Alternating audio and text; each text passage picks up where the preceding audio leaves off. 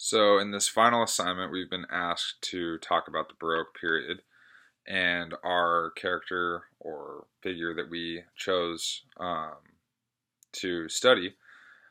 And basically, the Baroque period was between 1600 and 1750, and it was a study or time period in Western European art, music, and theology, comparing some of music history's greatest masterpieces.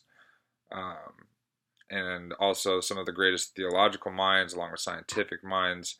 I decided that Sir Isaac Newton would be the guy that I wanted to write about and study a little bit and talk about.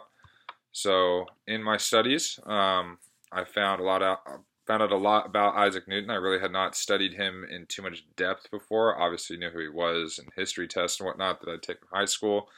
Knew the basics, but got to know a little or a lot more about him, in particular how he was an alchemist and how significant it truly was to put the laws of motion down onto paper, and just some of the great things that he did do.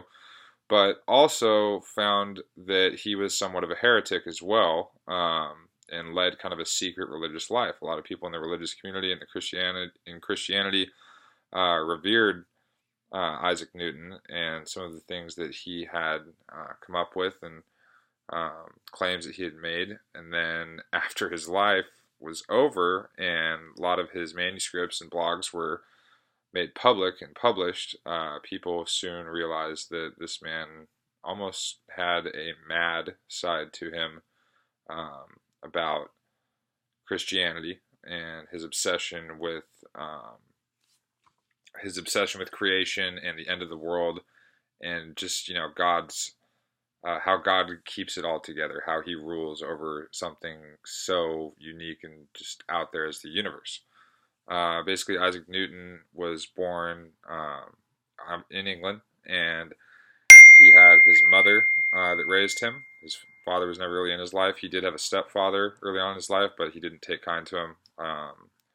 He tried very hard to support his mother, but his mother wanted him to get an education. She knew the value in an education. So, long story short, he ends up going to the University of Cambridge, which basically became his home for the next 35 years of his life, after his studies there.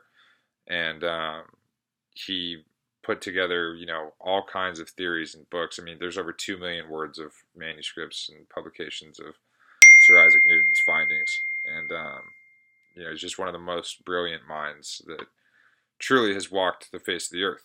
Our later assignment, and talking about how he would be compared in the 20th century. Like I said in my paper, I think that Isaac Newton, if he was walking the streets today, that same guy, that he would be even more revered than he is already, simply because of the fact that of the advancements of technology that we have in the 20th century. Mass publication in the early 20th century, newspapers, magazines, stuff like that. And now we have the internet, and we see in our lives on a daily basis, how many different forums there are, how many different outlets there are for us to use and utilize the internet to make money, to post about our feelings and thoughts, and to maintain communication with our friends and family, and even to meet new people. I mean, there's so many new apps out there that you just meet total strangers. It kind of takes away from, being able to look at other people in the face walking down the street, just saying hello, how are you, and just striking up a conversation. Technology has now replaced that. For many people, I think Isaac Newton would use those things to his advantage, and I think that it would ultimately, go viral. You see some of these YouTube videos, some of the things that go on Facebook, and so on and so forth, where, within a couple of days, it's like, wow, this video has been seen 30 million times. I mean, I can tell you right now that not everyone in this generation studies Isaac Newton. There's a lack of importance on, to understand and know who figures like him were, and the importance of that person in our time.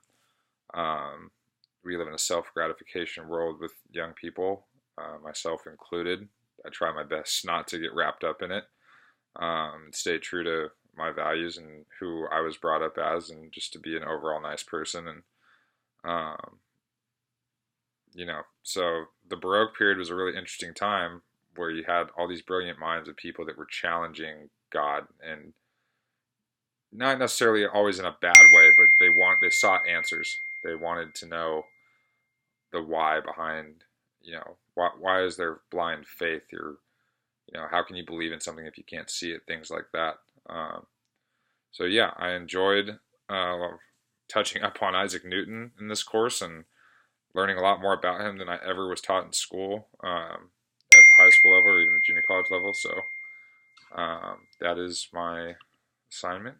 Thank you very much, and hope you do very well in the coming months and years, and take care.